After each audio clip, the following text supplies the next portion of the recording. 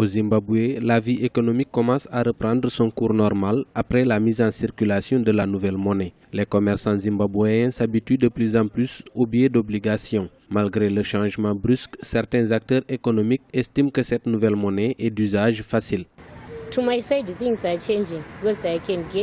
De mon côté, les choses changent parce que je peux récupérer à la fois des billets d'obligation de 2 et d'1 $.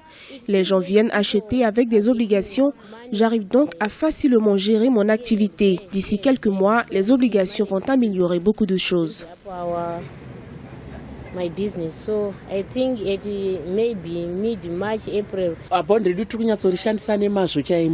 Les billets d'obligation fonctionnent parfaitement pour nous. Je peux les prendre et acheter tout ce dont j'ai besoin dans les grands magasins. Donc je n'ai aucune plainte.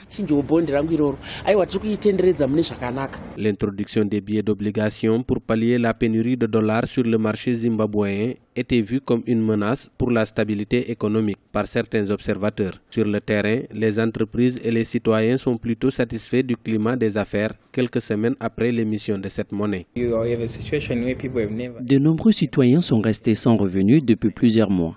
Beaucoup sont désespérés. C'est actuellement la saison des fêtes. Les gens ont besoin d'acheter des choses pour les enfants et leurs proches. Ils ont besoin de se préparer pour la saison agricole.